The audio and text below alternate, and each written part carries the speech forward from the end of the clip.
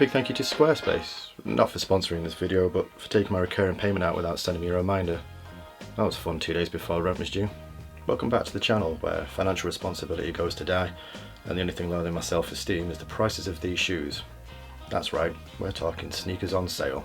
This week we'll be diving into a few pairs of sneakers that I didn't plan to buy, didn't need to buy, probably didn't even want to buy, but nothing says essential purchase like 40% off.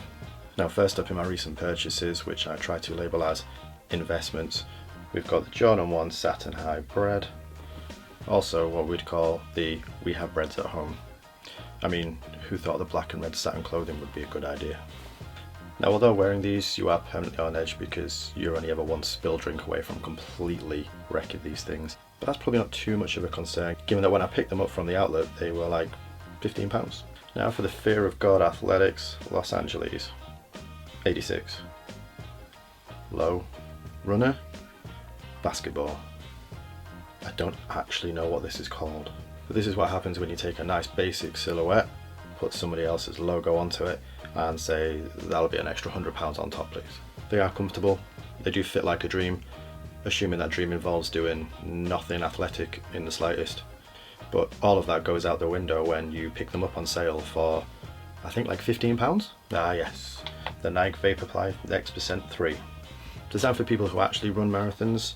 The only thing I've run so far in these are errands. Feather light, obnoxiously efficient. Nothing says pro athlete like wearing these to go buy frozen pizza. The super squidgy sole and carbon plate in these are quite good fun until you realise you've just paid a large amount of money to walk around looking like you're a baby giraffe. But not so much of a worry when you get them on sale, because I picked these up for something like £15.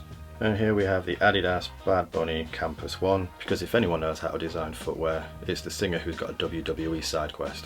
They're chunky, they're pretty heavy, actually surprisingly comfortable. They're kind of futuristic and retro at the same time, kind of like what Marty McFly would wear if Back to the Future had been filmed in England. All that being said, I did manage to pick these up on sale for, I think it was something like £15. And finally we have the Stash Air Force 1. A shoe that's so New York it might shout at you for ordering the wrong bagel. It's the kind of shoe that makes you feel like you should be doing something illegal in Brooklyn at 2 AM. Instead, you're probably just going to be sat in your office googling, am I able to get Nubuck wet and how do I clean it? Although super popular the first time these came out, these did sit around a little bit, probably because people realised they're actually quite difficult to style. I mean, not for me because I'm a connoisseur, but yeah, that's one of the reasons why I was able to pick these up on sale for something around about like £15. And there we have it. 5 shoes that I didn't need to buy, but I did because they were on sale. The ever-creasing hole in my bank account slightly justified by the offsetting of the slightly smaller hole now in my soul. Discounted shoes are cheaper than therapy. Remember, buy the shoes that you like, wear what you enjoy wearing. That's the best way to get the value out of shoes. Anyway, till the next time, bye bye.